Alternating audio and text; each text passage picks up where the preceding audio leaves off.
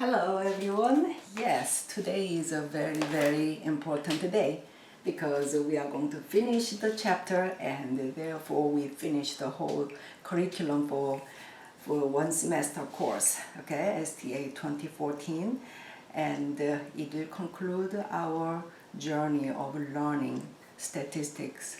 Well, after this, next week Monday we are going to have a review session. I'm going to send you some problems that we are going to go over, okay? So we have a very clear copy of that and we practice, and I'm going to open the final exam on Wednesday, and you have time until Friday night to finish, okay? And for this week, the quiz. Yes, I already sent you all the averages so far, and yeah, I already gave you 10 quizzes. In fact, in the numbering, I made a mistake. I gave you 2 quiz 8, one on my math lab, or my stat lab, I'm sorry, one for my stat lab, and one for paper quiz that I didn't have a chance to return it to you, okay? So I have 2 quiz 8. That's why that you already took 10 quizzes. I dropped 2. So this week's quiz will be optional. However, if you do so, you are going to have a good incentive. What is the incentive? That one is going to be a little longer than normal, but it's going to be a good practice for final exam. Okay? Again, final exam will cover chapters 8, 9, and 10. Okay? Alright, so it's clear. This week's quiz is optional, but if you do so, it will be very good for you. Yeah, it'll be a practice for the final exam. Okay, so where are we? The last topic. So I'm going to start from the bottom over here. Okay. Last time we did this test, hypothesis test about population proportion. So we do not know the true value of P, but we have all the data, and it has been there, and we assumed this is true until we have some evidence that says otherwise. Okay? So H naught is a null hypothesis. It claims that the population proportion, so this is just one example, okay, 0.88. And the significance level will be given in the problem, which is alpha. And there are 3 types of tests. And the first type is that we claim that simply this P is not 0.88, is not equal to 0.88. In that case, we allow could be greater or could be less, okay? So that's why we have to set up 2 critical values over here. And yes, we call this Z. Go to just invert Z, okay? Invert norm and find out this value, okay? And put it in, and then it's going to give you Z value over here. This Z sub alpha over 2 is going to be some Z value, which we call it critical value. And this region is called what? Critical region. And depending on the test, it could say what? H naught is, H1, alternative hypothesis, it says that the population proportion is greater than 0.88. In that case, we are going to use a whole alpha, okay, the entire alpha on the right, and then again find the critical value and then mark this region for another critical region.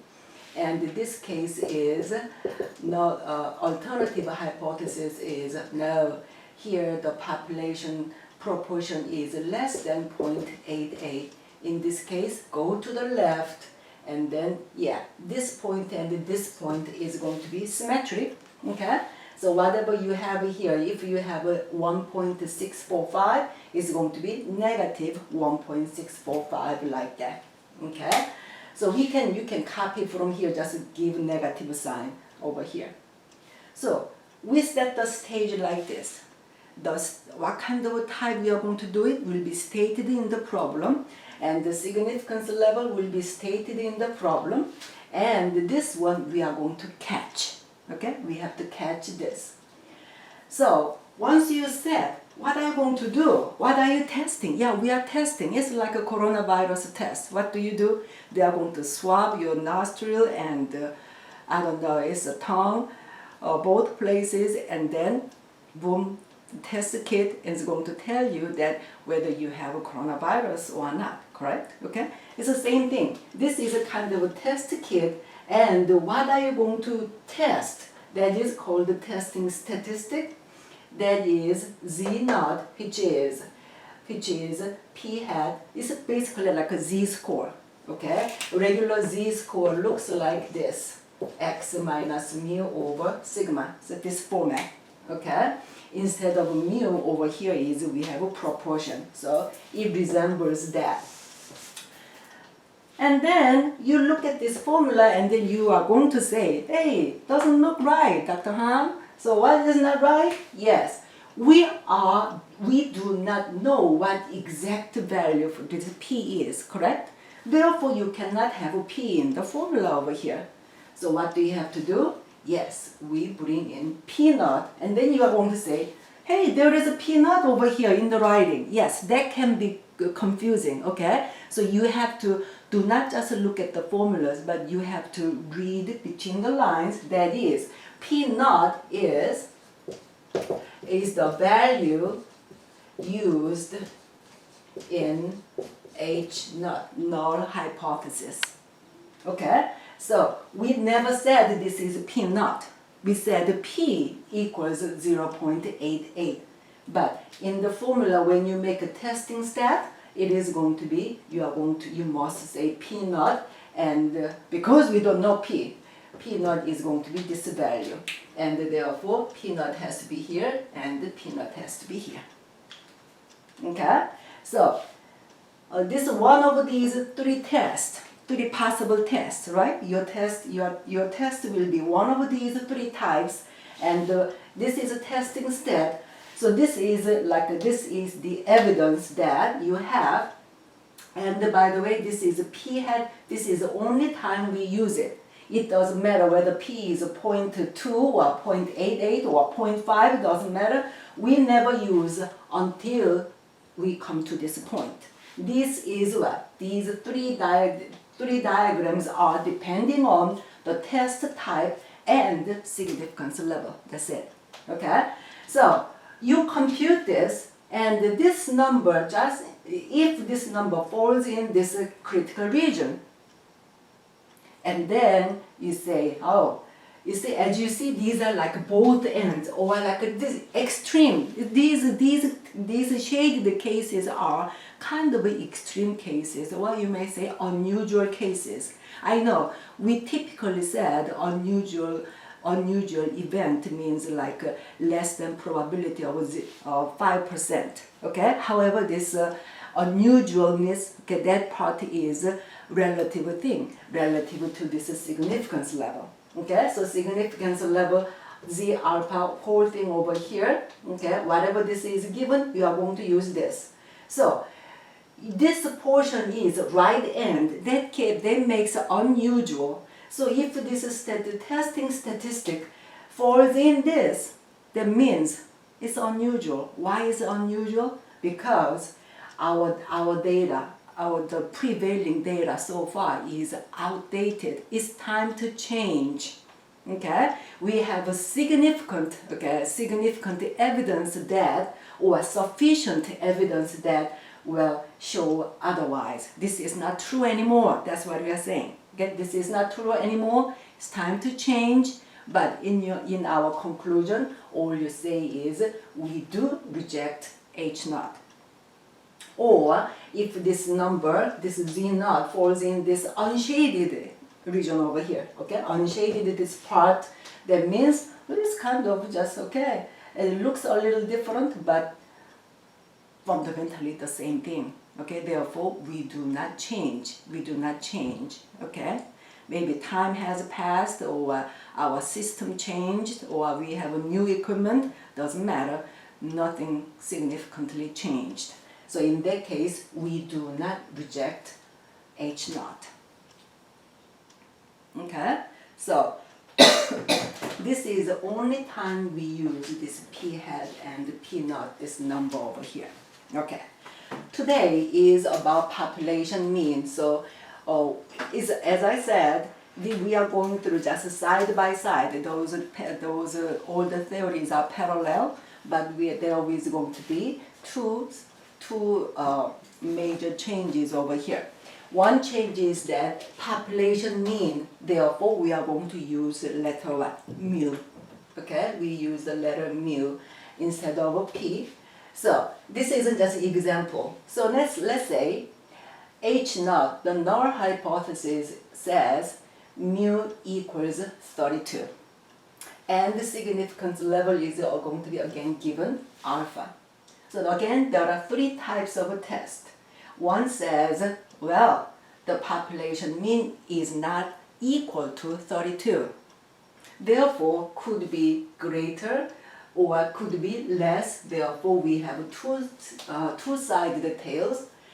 Or the population mean is greater than 32. So therefore, what? The population mean has increased. Well, in that case, you are going to mark this is critical region on the right, same as before. Those languages do not change. So this is a critical region. Same thing. And in this case, the mu has decreased. So mu is less than 32, and in that case, you mark on the left tail. But what is a major change? When you talk about population mean and the sample mean, well, we cannot use this Z distribution. Instead, what? T distribution. We did in chapter 9, okay? T distribution, and when T distribution comes in, we are going to couple this one with what? Degrees of freedom together. Degrees of freedom. I don't know, when I talk about degrees of freedom, I always think about medal of freedom, you know, that kind of stuff. So it doesn't really sound like a statistics term, but degrees of freedom. And in fact, there is no mystery, it's going to be n-1. Whatever the sample size was, the test is done for, well, the sample size is n, this one has to be n-1. And that number is always, you are going to see on the table. By the way, if you, those examples we are going to have today, it does not really contain the exact n-1 in the table, okay? Well, in that case, you can go to the internet and just Google search. In fact, most sheets that they have, you can find on the internet is exactly the same that I sent you, which is a copy of our book, okay?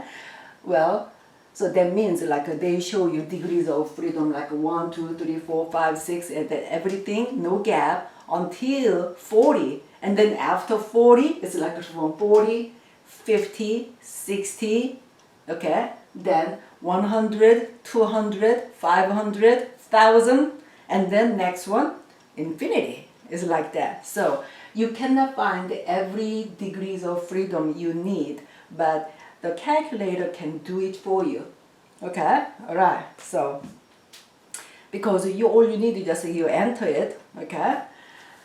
So T distribution and we coupled with degrees of freedom. Therefore, what you are going to see over here is T, not Z, okay? T sub alpha over 2. Same thing as before. Simply change everything to T. And the T sub alpha, and this is negative T sub alpha. Like before, this number, they are symmetric, just with the mirror image of with the negative sign or without negative sign. Okay, so you already know the frame of the work, and it's going to be exactly parallel. And yeah, guess what? It's corresponding to this testing statistic.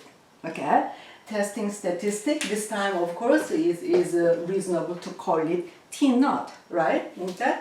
That one is going to be, is instead of P hat, well, we have a sample mean, correct?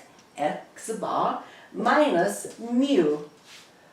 Well, again, we do not know mu. That's why we started the whole this process, correct? Okay? So you must say mu naught.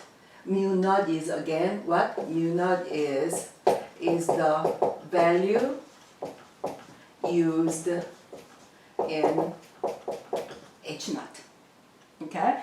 Over S over square root of M. S is sample standard deviation and square root of N over here. Okay, so is again this is a standard deviation and here standard deviation, yes. So why do you remember why we have to use this T distribution in the first place? Why we have to branch out from this Z distribution? We are very comfortable with this Z distribution because we learned it from empirical rule in chapter 3, that after that this normal distribution was just beautiful and everything was nice.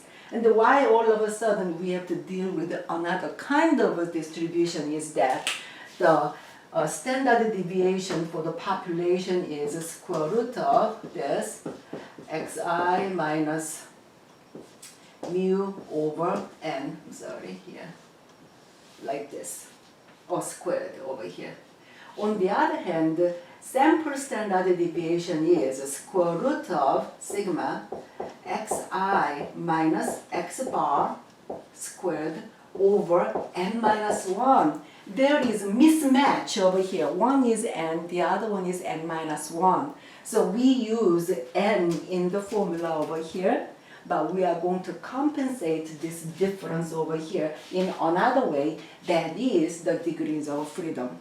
Okay, that's why this T distribution means not just one curve like this. T distribution could be, the curve could be a little different based on these degrees of freedom. But still, they have the same property of they are symmetric, under the whole curve, the area is going to be one, things like that. Okay? So you got the idea what to do, how to set up, and what to compute, and what you are going to do based on this, what kind of test you need. Alright, so let's go for the example.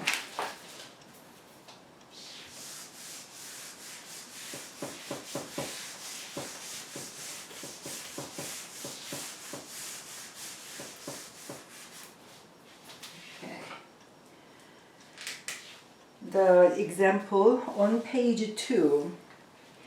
Assume the resting metabolic rate of healthy males in complete silence is 5,710 kJ per day. Yeah, this is a physics unit. Well, if you didn't take joules and this is a kilo, okay, whatever that is, that is work that needs to be done. So resting metabolic rate, so that is RMR. Okay? Assume this. So our mu is 5,710. And therefore H naught, it says mu is this. Okay? So H naught says mu is this. We assumed that. Now the researchers measured RMR of 45 healthy males. So 45 healthy males, so I'm going to just summarize that. N equals 45. And who are listening to calm classical music and found their mean RMR to be 5,000, so this is X bar, yeah. X bar is 5,708.07 with a standard deviation, which is S, correct, of 992.05. at the level of significance of 5%, so alpha is 0.05, is a significance level. Is there evidence to conclude that the mean RMR of males listening to calm classical music is different than 5,710 kilojoules per day? Okay, so now the statement is given, so now we are going to make what? The significance level is alpha is this, so H1 is what? Is it different than this? So mu is different from 5,710 and the significance level is 0.05. Again, what is the significance level alpha? Alpha is the probability that we reject this mu when this is what is really, this is true, but we reject it. Okay? So sometimes it's really significant. Sometimes, well, I don't know. I don't want to make an error, but still, well, it's still acceptable. It's like, well, someone's like life is in danger, or life is depending on the test result. So it's like a cancer research, those things. They don't want to take a chance. In that case, you are going to you are going to lower the significance level. Okay? That means you still want to, you do not want to change it to this H1. That's what they do. That's what it is saying over here. Okay. So understanding this significance level alpha, if it's really dangerous to reject this, in that case you are going to lower this level. Okay, lower this level. So once you lower this level, what's going to happen? This region is going to shrink. Correct? Okay. Yeah, this alpha is lower instead of 0.05, 0.01. 0.01, this area is going to be 0.01. This is shrinking. So this t value will go further out. Further out, therefore it's going to be what? Less likely to reject H naught. Okay, that's the whole logic goes. All right. So what is our evidence? Whether we are going to reject or not to reject. Anyhow, we have to test something. Yes, we call that testing statistic. Testing statistic must be T naught over here.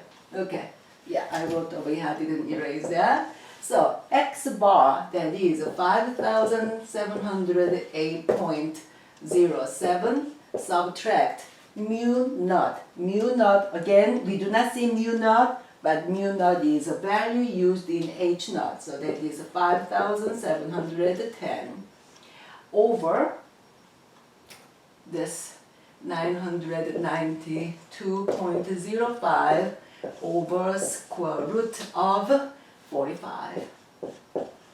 Yes. You put this one on calculator. Yeah, because this is negative, right? Because of 5,710, so this result is going to be negative. So negative